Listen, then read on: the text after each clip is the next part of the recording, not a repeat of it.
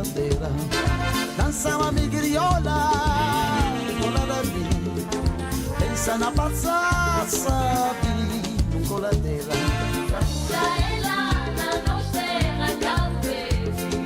La nota cindi, na mei nostra edição.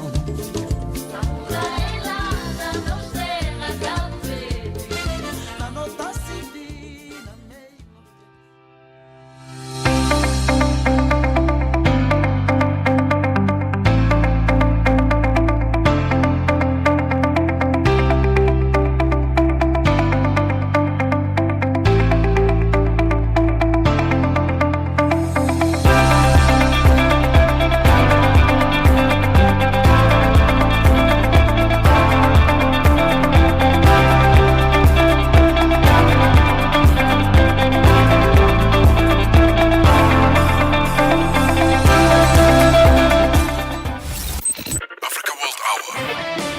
Africa World Hour, unpacking global headlines from an African perspective.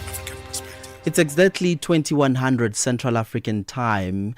A very good evening to you and welcome to Africa World Hour. This is Channel Africa, the African perspective, broadcasting live from Johannesburg in South Africa. Catch us live on SABC Plus app, DSTV Audio Bouquet, Channel 802 and OpenView Channel 628.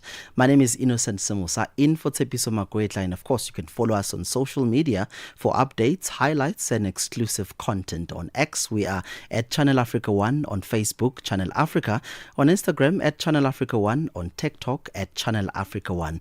You can also stream us on YouTube at Channel Africa 1. And of course, if you have comments and questions, you can send us an email at newsroom@channelafrica.co.za.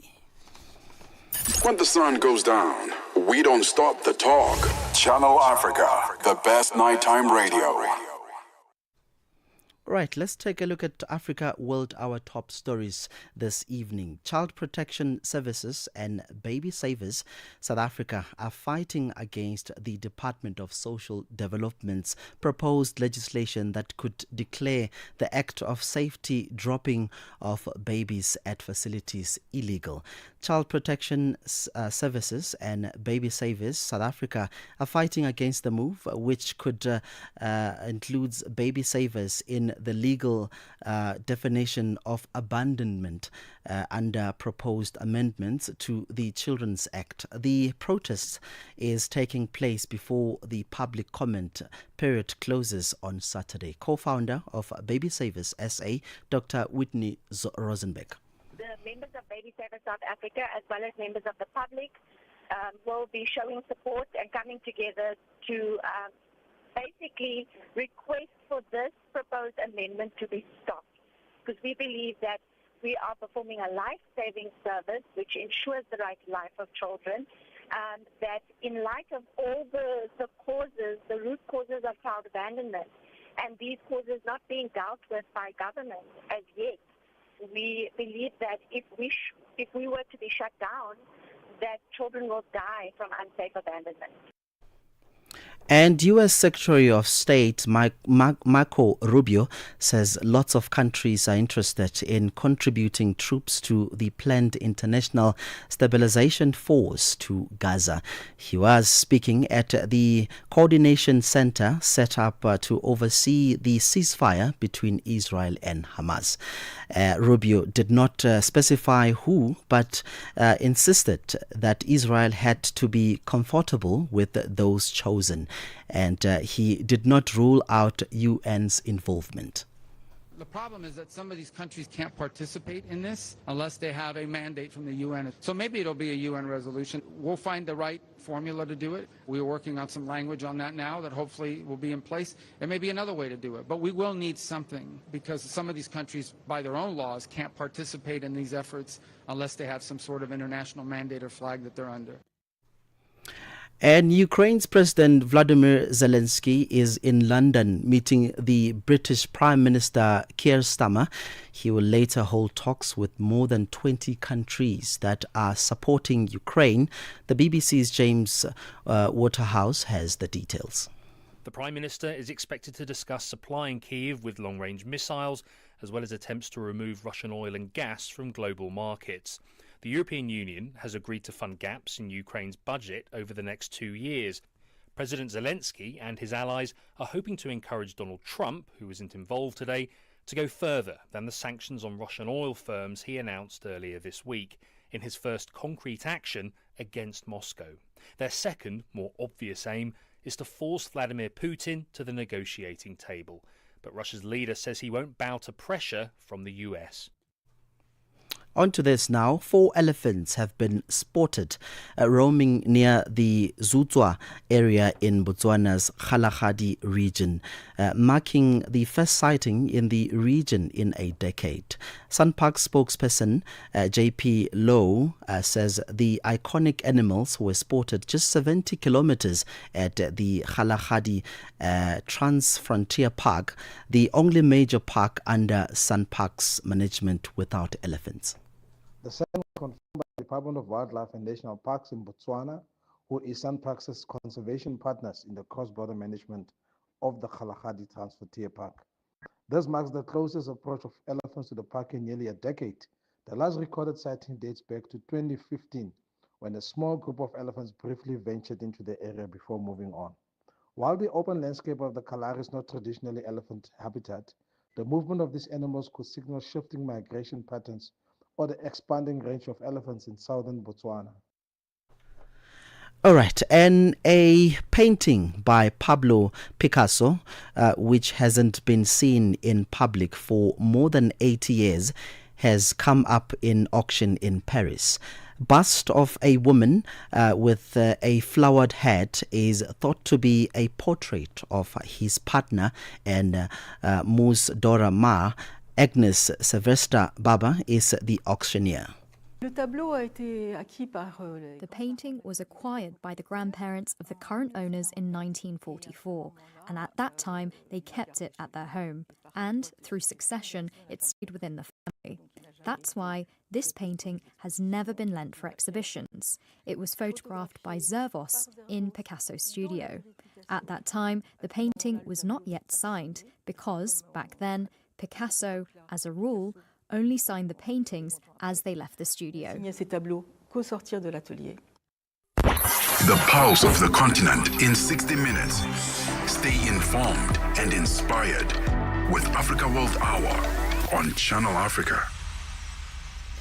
United Nations Children Fund, UNICEF, has revealed that despite immense challenges, the African continent, particularly the eastern and southern region, has made significant strides towards ending polio transmission and has attributed that to relentless vaccination campaigns supported by dedicated health workers, community engagements and political will. Today marks World Polio Day, and the World Health Organization has hailed African countries for their rigorous vaccination drive aimed, or should I say, amid at elevating polio. Sisi Sikhalo has the details. The World Health Organization says comparing the number of African countries with active type 2 polio virus outbreaks between 2024 and 2025 as of October declined from 24 to 14, while the total virus detections dropped by 54%. The United Nations Children's Fund, UNICEF, meanwhile says polio is kind of eliminated in the African continent, including in the eastern and southern region. However, they have highlighted that the messaging still needs to go out, as there are still outbreaks of circulating variant poliovirus, which are rare stains that emerge when not all children are fully vaccinated. Regional Health Advisor for Eastern and Southern Africa, Dr. Paul Nwakum, explains why polio is still found in some of the areas. Well, the main challenge lies in communities where children live in remote areas, conflict-affected or highly mobile populations, where some children are still missed out of vaccination because they're having immunity gaps. They get infected by polio. So while polio is no longer widespread, it remains a serious risk wherever vaccination coverage is low. So sustaining high immunization rates everywhere is the only way to ensure that polio never returns to Africa. WHO says ending polio in Africa means strengthening the systems, workforce, and networks that sustain immunization, outbreak preparedness, and resilient health services. Dr. Mwakum from UNICEF agrees. So I think eradicating polio is not only about delivering vaccines, it's also about strengthening health systems and building trust with the communities. But another thing that you may want to know is about objectors. We do have objectors to vaccination due to personal reasons, due to religious reasons, or maybe due to socio-cultural reasons. And we have to craft interventions to kind of convince these objectors to accept vaccination. 19-year-old Yolanda Tembo is part of a growing movement of young leaders championing immunization across Africa. As a youth advocate from Zambia, she mobilizes her peers to raise awareness about the importance of vaccines and promote health equity. She shares her experience working with communities about polio. Many parents and young people truly want to do what's best for their families. They want to stay healthy and protect their children. What often stands in the way is not unwillingness, but the fear or misinformation. Once they understand what vaccines are, once they know that vaccines are safe and that they save lives, you see hope return to their face. I remember a mother once told me, saying, I didn't know that this vaccine could save my child from paralysis. Now I will make sure all my children are vaccinated. That moment reminded me that awareness is power. When people are informed, they choose life, protection, and a better future for their children. Her message on World Polio Day is directed to all stakeholders, including health workers, policymakers, and the community themselves. We are so close to making history to ending polio for good, but we must not slow down. Every child vaccinated is a victory. Every parent who says yes to vaccination brings us closer to a world free from polio. To the health workers working from door to door, to the youth raising their voices, and every family making that choice, you are heroes of this history. Let's finish what we started. Together we can end polio and create a world where every child, everywhere, regardless of their socio-economic status, can stand tall, dream boldly, and live without fear. For Channel Africa, I'm Sisi Sekhalo in Johannesburg, South Africa. Let the good times roll. From the 10th of October, make a note. Channel Africa is stepping into a brand new era with the launch of our upgraded website and app. It's easy, fresh, and always on your fingertips. Wherever you are in the world, Africa's voice is just a click away. The future of Channel Africa goes live from the 10th of October. Don't miss the moments. When the sun goes down, we don't stop the talk. Channel Africa, the best nighttime radio.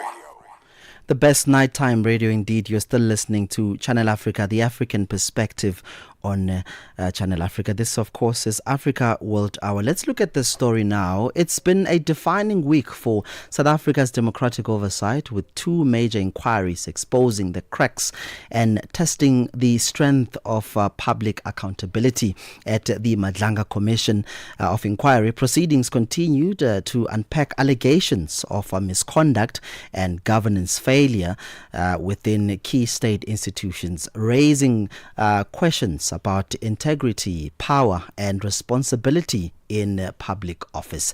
Now, meanwhile, the Parliamentary Ad Hoc Committee inquiry into alleged corruption and political interference in the into the criminal justice system summoned former Police Minister Bheki Cele to, of course, answer for his tenure, probing leadership decisions, unresolved cases, and his role in the South African Police Service's ongoing instability. We are now joined by crime and policing expert Dr. Johan Berger, and also we're joined by Theo Venter, a political analyst from the Northwest University, to talk to us about this defining week. Gentlemen, to the both of you, thank you so much for making the time, and welcome to Channel Africa. Thank you very much, and good evening, Innocent and Theo as well. Indeed. Let's then start with you, Dr. Berger. From what you observed, and I'm keen to know what stood out most in Begicele's engagement with the ad hoc committee this week. Yeah, well, I mean, it's a wide sweeping covering of issues during his testimony. But I think what stood out for me, apart from some of the serious allegations he also made, was the fact that he demonstrated an impressive knowledge of the inner workings of the police. I think which may have surprised many of his critics. So that was quite surprising, but it was also important in the sense that he made he was able to make those who questioned him assist him in explaining how the police service functions, why we have this difficulty between the division of the political head of the department and the operational head, the national commissioner. And I think that was very useful. So those are just my introductory remarks. Yeah, indeed. It was interesting because at some point it looked like he's bearing, Senzo Mkhunu there. But let me come to you, Theofenter. What did you make of the tone and, if I can put it, the significance of Begicele's appearance, in your view, before the ad hoc committee?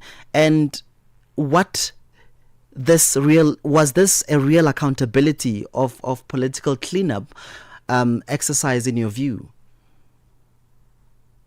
It's a pity that I couldn't hear what Johan Burger said, because I've got great respect for his knowledge and his intimate experience in the police. But I hope he can hear me. I think the significance of Bekitsele is because he has served in both positions as the political head of the police as well as a commissioner of police for a short period. And I think in that context, he provided some interesting insight. But I also thought that there was a level of having a grudge against what happened to him previously. And there's also a bit of arrogance in the way in which he answered the questions, which of course is part of his personality, the man with a hat for so long. It is as if he didn't take any prisoners, he just cut to the chase. And that, of course, the politicians liked at the parliamentary hearings. I think it will be different when he is in front of Madlanga, because that platform takes a completely different approach to the same kind of problem. Yeah. And were you satisfied with the questions from parliamentarians, Theo? That's a difficult question. Each political party that serves in the ad hoc committee, of course, had a different angle of attack. And they came with different kind of questions. Some asked questions about the situation where Major General Johan Boysen was involved at Cato Manor, which goes back to 2011, 2012, when Wakanazi was the national commissioner. And some, of course, asked questions about the role that Bekitsele played as a ANC Minister of Police. So it's very difficult to get a collective view on all the political parties, except that they've asked different questions than what the same issue would be in front of a judicial commission. And I think there was also a lot of political interplay between political parties. One that I found especially interesting was the the interplay between the MKP and the questions that they have posed to Bheki Cele, because it was not long ago, maybe less than a year ago, they were all serving in the same political party, and now they are in opposing formations. Yeah, and I heard that is also, accusing MKP. But let me come back to you, Dr. Abega. Did his responses... Sorry, can I just say, I can't hear a word of what Theo is saying. I wonder if you could fix the sound on your side. All right, let me, the producers are working on it, Dr. Berger, but as they are working on it, maybe let's talk about the responses addressed. If in your view, do you believe that the responses addressed the key concerns raised about the leadership instability and the state of policing in South Africa? I think it does. I think to a large extent, the type of questions that Bheki Cele had to respond to,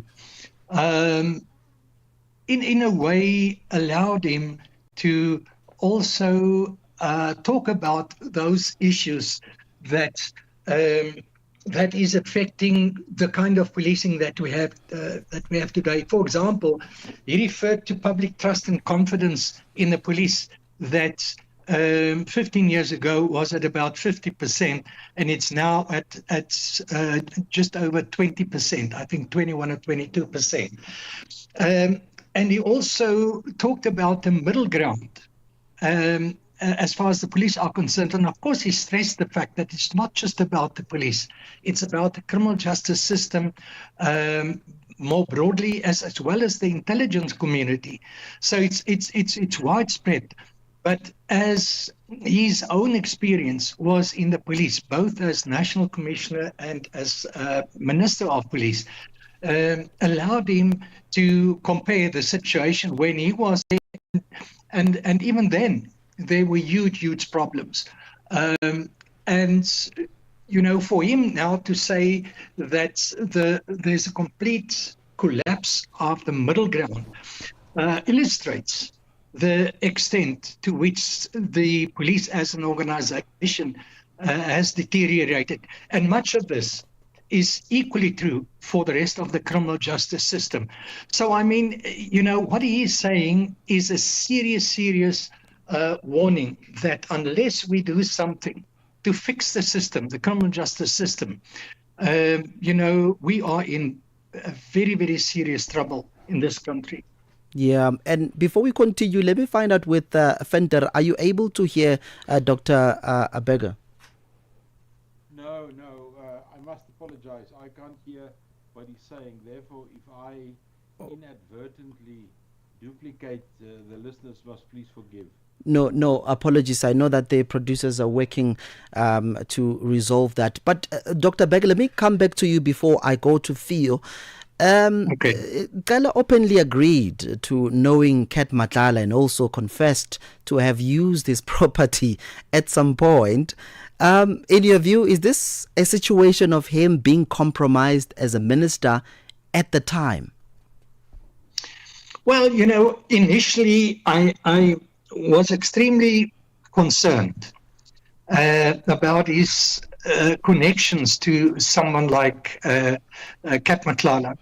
But the explanation that is given, and of course I'm fully aware of the fact, that he may be defending his own position, but I know him fairly well, and I am inclined to believe him when he said that when he initially met him, he wasn't aware of any of his criminal activities. So, to that extent, it's possible. All of us sometimes deals with individuals that we know very little about, and you only find out afterwards that, a person has a certain background which is not agreeable. So I would give him the benefit of the doubt and accept his explanation that at the time when he met him, when he stayed in his flat, that he wasn't aware of his criminal activities. Yeah, Theo, let me come back to you as it's getting closer and closer to 2026. What does his parliamentary grilling reveal about, the ANC internal tensions and factions and the way the party is managing political fallout ahead of, the crucial 2026 elections? How do you see this? Does this, in your view, reveal the tensions in the African National Congress ranks? Well, without a doubt, and you must now remember when a party is experiencing a general decline in support and to a certain extent an emerging legitimacy crisis, it is not as if the decline is a gradual decline that you can put on a graph and say it goes backwards slowly. It doesn't happen that way. It moves from crisis to crisis, and every time a crisis emerges, something is broken somewhere. And I think this is what's happening now at both Madlanga and the ad hoc committee. It shows certain elements of a party that were in control for more than 30 years really, and how it slowly and surely is showing these elements of breaking up. But this, like I said, is not a gradual process. There would be times where it seems as if the declared policy of renewal is bearing fruit. For instance, tonight the news broke that we've been removed from the grey list. So that is positive. That's something that government worked very hard, and the ANC worked hard for the last year or two. And then, of course, one must never forget that the ability of the ruling party, the ANC, the Government of National Unity, in which it serves as the dominant partner, had the maturity to call something like the Madlanga Commission. I think people tend to forget that to have an investigation like this is asking for a lot of political courage, and of course to have the ad hoc committee doing a similar thing but in a different way tells something of a maturity that's happening. And I think that's why although I can see what my colleagues and what survey research is showing, that the ANC has got kind of a historic decline, I don't think that decline is only going in one direction. It can also regenerate itself under certain conditions. But what we are seeing now, the involvement of almost a triangle. In the one corner you've got politicians, in the other corner mainly ANC politicians, in the other corner you've got organized crime, and they slowly busy being identified. And then on the third corner of this triangle you've got the police, and things are running horribly wrong. And as we approach next year's election, because that was in part your question, we will see that communities are going to become more and more restless, like we've seen in Johannesburg recently, and we've seen in several other towns. And that puts the police in a very difficult spot. And here I must say something about the police. Very often the police are shown as the people with rubber bullets and maybe tear gas and so on. But they have no role in quelling the issues of a community. They kind of the front line to protect property and this and that and the other. And I think the police's position is almost untenable as service delivery protests are going. Yeah, indeed, Venter. And I mean, obviously, like you rightly indicated, it's pretty much costly to run these commissions. And perhaps as a parting shot, what impact do these, repeated leadership failures at the top of the South African police services have on public confidence in government institutions more broadly? Does this in a way, pull down the confidence of the public, in your view, Theo? Oh yeah, definitely.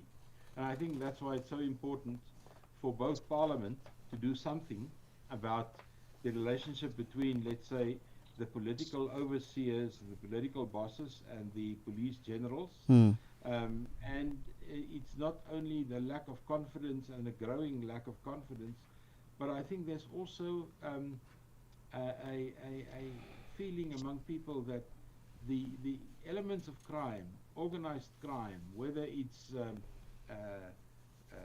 cash in transit or whatever kind of crime, it seems to me that they are having a field day because they know that the police are internally at loggerheads with each other, like we've heard from the Madlanga Commission today and yesterday. Yeah. All right.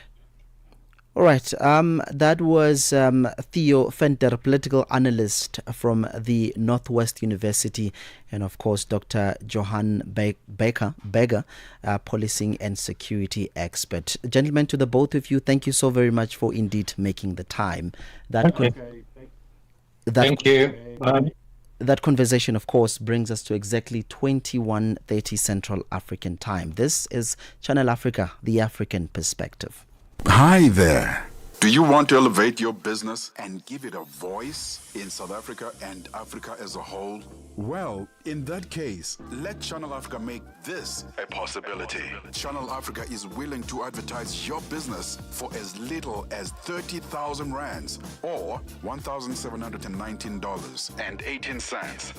To get access to these great rates, send all requests to mokoenata@SABC. That's MOKOENATA@SABC. Channel Africa, the African perspective. Africa World Hour. Africa World Hour. Unpacking global headlines from an African perspective. It is Africa World Hour on Channel Africa, the African perspective. On to this story now. There are growing concerns in Chad over the condition of a former Prime Minister Sassid Mazra, whose health is reportedly deteriorating while in detention. Mazra, once a leader of opposition figure who briefly served as Prime Minister under transitional President Mohamed Idris Deby, was arrested earlier this month following post-election unrest and accusations of inciting instability. Meanwhile, human rights groups and his supporters are demanding immediate medical attention and calling for his release, warning that his continued imprisonment could inflame political tensions in the fragile Sahel nation. We now talk to Dr. Hainathi Remaji, senior researcher and project lead, Central Africa and Lake Chad Basin Institute for Security Studies. Dr. Remaji, thank you so much for making the time and welcome to Channel Africa. Thank you. All right, let me perhaps begin the conversation by asking you, what do we know of this, at this point about the condition of former Prime Minister Mazra and his circumstances surrounding his detention? Actually, there are two competing narratives around his situation. Although he have been jailed since actually more than 3 months, he has been kept out of the official prison, so kept by the judiciary police officers, and an office have been actually prepared for him. What his supporters and also his doctor actually is denouncing is that the jailing conditions actually are not at the level of his status, meaning no comfort for him. That's one, but also that his health is deteriorating because he is not accessing what should be done for him to keep him then healthy.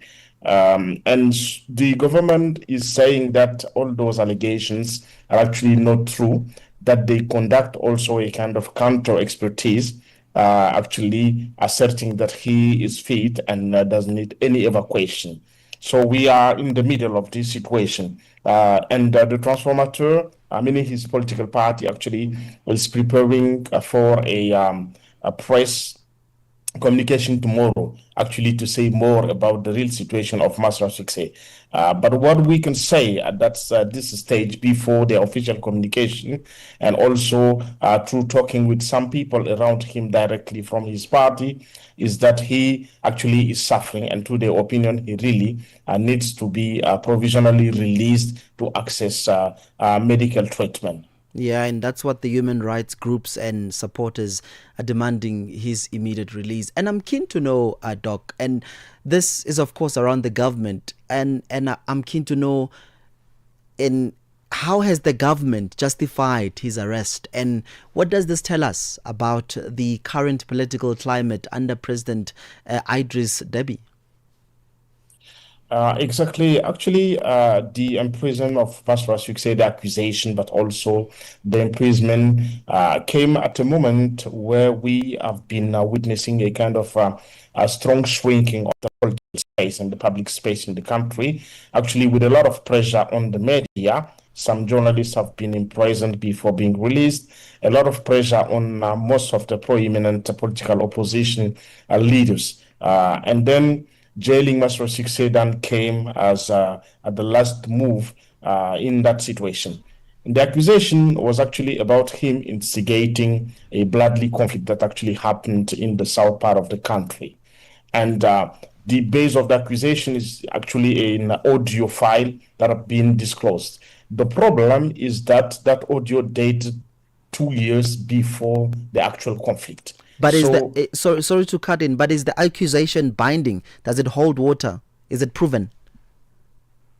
That is the real problem. How could an audio dated 2 years before a conflict be actually linked to a conflict that happened just some months ago? And this is actually the point of opposition between the government and the Masra Success supporters and defenders. And for them, and for most of the Chadian public opinion, this trial is more about instrumentalizing the judiciary apparatus actually to sideline the most prominent opposition leader rather than a kind of a real trial based on convincing charges.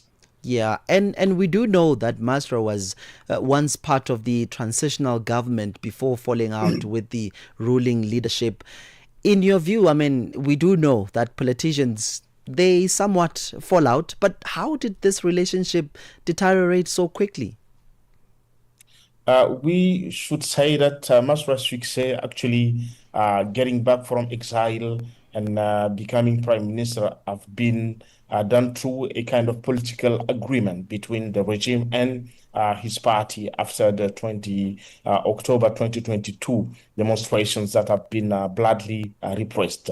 But then at that moment, we were in a situation where actually Masra Success needed that agreement to get back on the political scene in the country, but the regime also needed this political agreement to show that they are actually keen on reconciliation, etc. So for me, there was a momentum for this agreement to happen, and this is based on that momentum, he could also become the prime minister.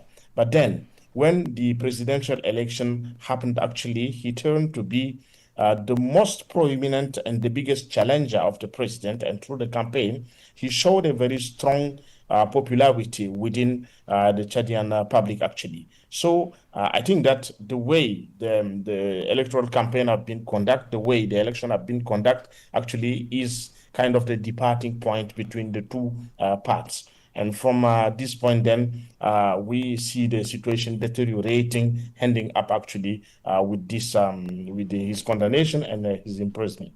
Yeah, and Doc, do you see this as an isolated political crackdown or part of a broader pattern of, authoritarian consolidation in the Sahel region? I think that let's talk about Chad alone first. As I said, there is a kind of a strong crackdown on the public sphere, from the medias, from the political parties. And in Chad, there's been even a step further in terms of changing the constitution, actually alleviating the number of the terms allowed for a president, but making longer the terms, going from 5 year initially to 7 year. And this kind of change should have been done through a constitutional referendum, but it has been done without a referendum. So clearly, when talking about Chad alone, we observe a kind of mounting pressure on the political sphere, but also a kind of a dictatorship that is on the make. And we can then also align it with some situations in the larger Sahel, with most of the countries that actually experience coup, that contrary to Chad didn't organize elections, even though in the case of Chad, we can say that those elections serve any the democratic project. We see that there is a kind of shrinking political space in the world Sahel, actually. Yeah, and let's then talk about the international standing and how might this situation affect Chad. We're hearing that human rights groups have raised alarms over the treatment of political detainees in Chad, and the question then is, how credible are these concerns? And in the international standing, is this likely to impact them perhaps economically as well in terms of investments? What we have been witnessing since the beginning of this trial is that the international community have been a little shy, on the matter. And this is also to be understood in line with a kind of the actual situation where sovereignism is kind of very strongly put forward by most of the Sahelian countries.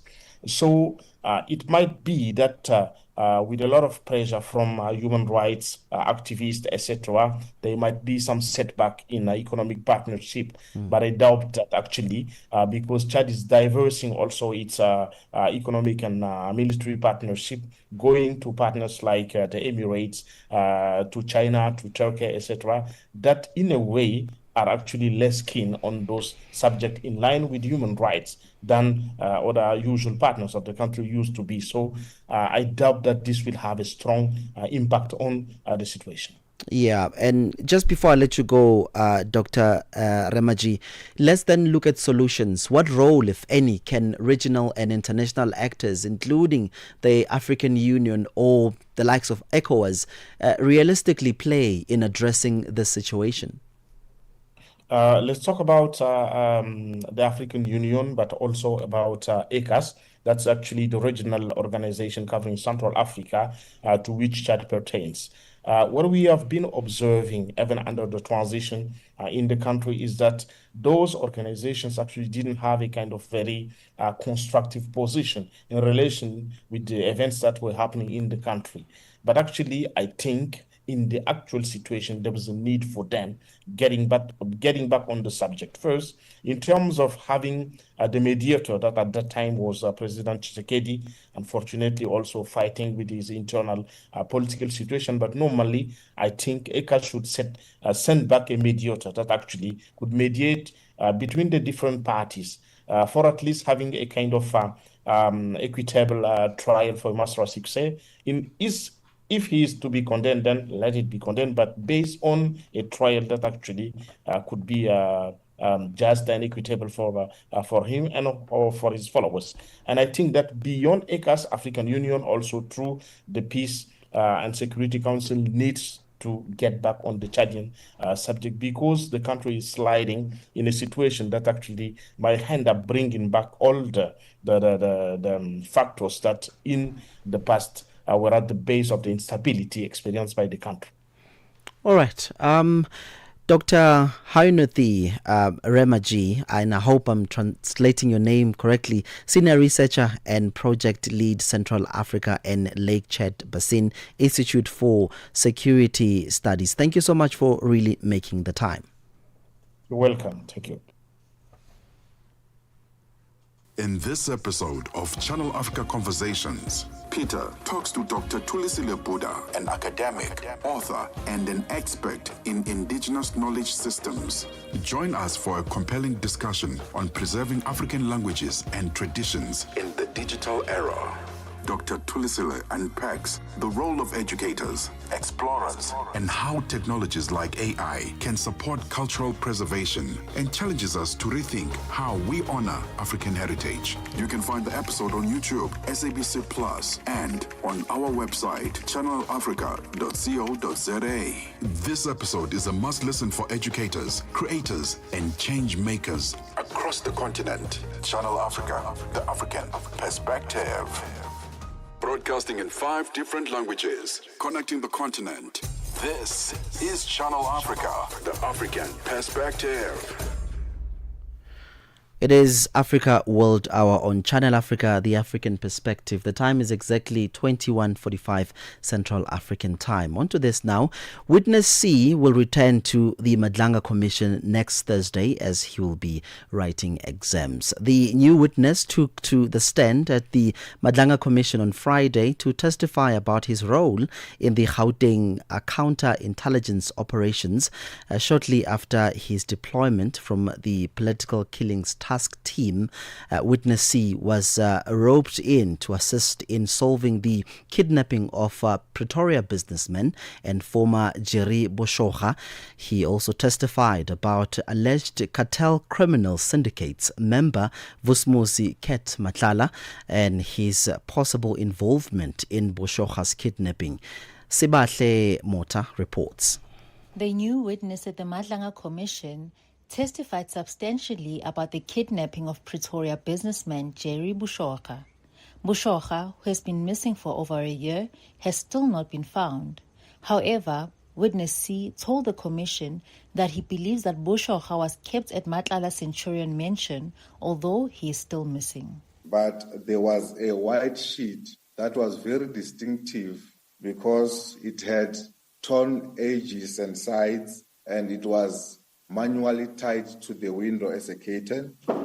And that white sheet, it is distinctive because when one of the videos for the ransom that was sent to the family of Jerry Boshoga, we could say that the sheet resembles the same as that on the video.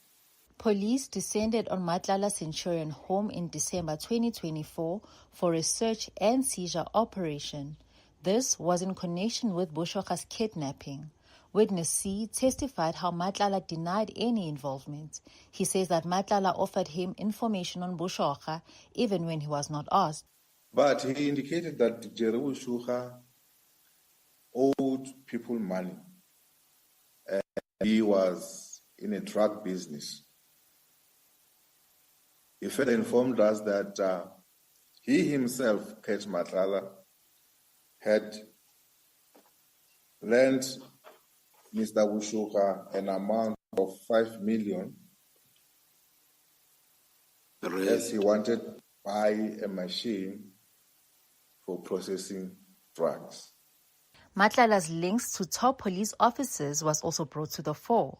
Witness C says this was evident when Matlala mentioned the names of the Deputy National Police Commissioner, Shedrick Sibiya, Head of Counterintelligence, Feroz Khan, Head of Organized Crime, Richard Shibiri, and KZN Hawks boss, Liseja Sinona, during the search and seizure at his home.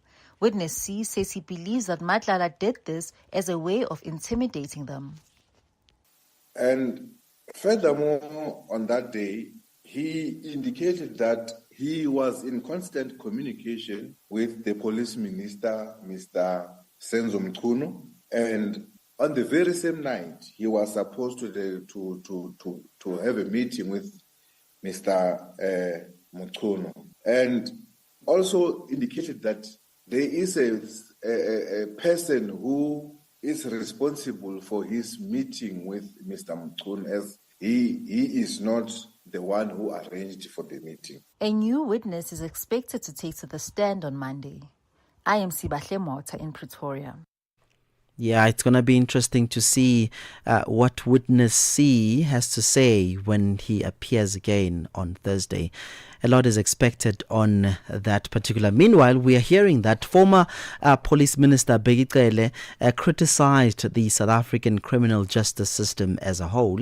He says it is sympathetic to criminals rather than victims. Cele, of course, concluded his testimony before the ad hoc committee looking into concerns around national security. The former minister also says the lawmakers need to urgently revisit the country's process of lawmaking. Cele says crime is a societal problem and cannot be left to police officers alone. Abongwe Kobokana reports. Bheki Cele says Ria Piega's appointment was strange because of a lack of experience, and he believes that she was placed in the position to be manipulated. He has told EFF MP Leanne Matthys that under Piega's tenure, operational and managerial structures were destroyed in an effort to loot. Well, the opinion is that if I come, I want to steal, and I know that you have a bulldog, having a chance, I'll take the teeth out of the bulldog so that I do things proper. So maybe somebody was taking teeth out of the bulldog so that can do things the way he wants. And who do you think that was? Those that were leading. Who was leading at that time? Well, Zuma was the president at the time. So it was under the Zuma administration. The current National Police Commissioner, Fani Masimola, got a friendlier analysis from Cele. Very respectful. It's something that has a lot of respect. No doubt about that. Sometimes in the circles where I speak, I said he would have made a good bishop. He's got a very, maybe a very good heart to look after the lions. But he knows his job. He knows his job. Maybe he doesn't have enough pushback when he's supposed to do it. On his first day of appearing before the committee, Cele said he knew attempted murder accused Vusimuzi Cat Matlala very well. During his second day of appearance, he withdrew that statement. In hindsight, he told the committee that he probably should have avoided meeting Matlala in the first place. Okay, so would you go and stay in one of his properties now? No. No. Life would have been much easier if I did not meet him. So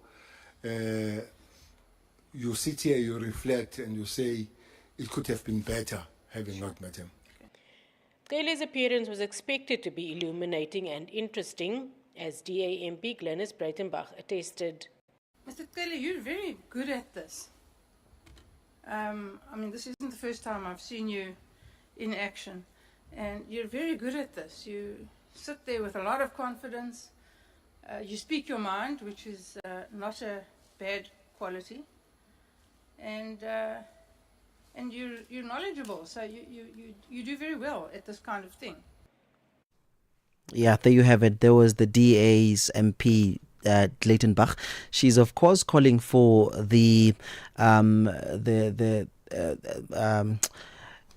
Mkhwanazi to actually come and withdraw what he said about former Police Minister Bheki Cele in Parliament, where he said that he was not in touch with that is Cat Matlala. So it's going to be interesting to see how that one plays out. Let's now look at the story. President Cyril Ramaphosa has concluded his state visit to Vietnam, where the two nations agreed to elevate relations to a strategic partnership. The move marks a major step in deepening South-South cooperation, with the two countries pledging closer collaboration in trade, digital innovation, and global governance. Ramaphosa now heads to Malaysia, where he will attend the ASEAN Summit alongside global leaders. Bonolo Leriba reports. Bonolo Maribe, pardon me. President Cyril Ramaphosa received a warm welcome at the Presidential Palace in Hanoi, marking a two-day state visit aimed at strengthening political and economic ties between South Africa and Vietnam. Talks between the two nations cover trade, defense, agriculture, and technology. President Ramaphosa used the platform to underscore the shared vision for cooperation between Africa and Southeast Asia. We take a decisive step towards the commencement of a process to elevate our bilateral relationship to a strategic partnership. This reflects our shared commitment to deepening cooperation across a range of sectors. These sectors include defense, agriculture, justice and constitutional development, mineral and petroleum resources, biodiversity conservation, trade and investment, security, and a number of other areas. The decision to elevate ties comes as both nations mark key milestones, with Vietnam celebrating 80 years of independence and South Africa chairing the G20 this year, as the President outlined. This visit forms part of a broader effort to strengthen South Africa's engagement with Southeast Asia, a region of growing strategic importance for us as South Africa, as we seek to broaden our market access across the world. This visit has also elevated our cooperation at the multilateral level, and where we continue to cooperate with Vietnam in a number of United Nations fora and many others. President Ramaphosa also paid tribute to Vietnam's late leader, Ho Chi Minh, describing his legacy as a beacon of resilience and unity. The president concluded his remarks by reiterating his hope for strong relations between the two countries. And together we reaffirm our shared commitment to peace, to prosperity, and to inclusive multilateralism along the number of areas. So our relationship will continue getting stronger and stronger at a strategic level. As his visit wraps up, President Ramaphosa now heads to Malaysia, where he will participate in the ASEAN Summit together with world leaders, including US President Donald Trump and China's Xi Jinping. Bonolo Maribe, SABC News. Madapiri pazochitika. Madapiri pazochitika. Mafuta galimoto akwera mtengo mdziko la Malawi ndipo nkhani anthu ayilandira mosiyanasiyana ndipo mtolankhani nzathu mdziko la Malawi Kondwani Nyamasauka tili naye pa line pano kuti atifotokozere zambiri. Kondwani, kodi uli bwanji? Mafuta galimoto kodi akwera kufika pa bwanji? Mafuta galimoto akwera amene tuyankhula pano kukambonena kuti usiku wathawu petrol wakwera kuchokera pa 2,530 kwacha kukafika pa 3,499 kwacha. Kuma nkhani ya mapercentage ndi 38.30%, pamene diesel wachoka pa 2,734 kwacha kukafika pa 3,500 kwacha, yomwe ikuimira kuma percentage 28.02%. Zochitika pa nthawi ya 6 koloko kufikira 7 koloko madzulo. Lolemba mpaka lachisanu ndi Madapiri. Africa Update on Channel Africa with Lulu Kabu. Mozambique's opposition leader Venancio Mondlane has been charged with incitement to terrorism and disobedience. He faces a total of 5 charges. The charges relate to post-election violence that left hundreds of people dead. What punishment is he looking at? The most severe charges are 2. One is incitement for terrorism, and also is being charged for mobilizing people for terrorism during the protests. These charges are really serious and severe. If he is condemned, is found guilty, he could serve 10 years plus years in jail, meaning that he would be banned from political participation, mainly for the 2028 and 2029 electoral cycle. The director of CDD, the Center for Democracy and Development, Adriano Novunga. Africa Update with Lulu Kabu, 12 to 1 p.m. Central African Time. Africa World Hour. Africa World Hour. Unpacking global headlines from an African perspective. Africa World Hour on Channel Africa, the African perspective, as we continue to shape conversations that matter and that builds the African continent. Of course, on the show, we spoke about the defining moment where we've been hearing testimonies about oversight with 2 major inquiries exposing the crackdowns and the testimonies about the strength of the public accountability in the country. We also heard about the Parliament Ad Hoc Committee inquiry into alleged corruption and public interference in the criminal justice system that, of course, has summoned former Police Minister Bheki Cele to, of course, answer for his tenure, probing leadership decisions and, unresolved cases there. We had parliamentarians really questioning him about him sleeping at this Ket Matlala's house, and him denying that he doesn't know him, and also the fact that they are calling Mkhwanazi, Lieutenant General Mkhwanazi, to come back to Parliament and withdraw the comments that he made about former Police Minister Bheki Cele. But of course, we also spoke about the growing concern in Chad over the condition of former Prime Minister Sassid Mazra, who's, of course, we're hearing that his health is reportedly deteriorating while in detention. And the human rights groups in that region and his supporters are, of course, demanding immediate medical attention, and they're calling for his release. And they're saying that he has to be released because they don't want to...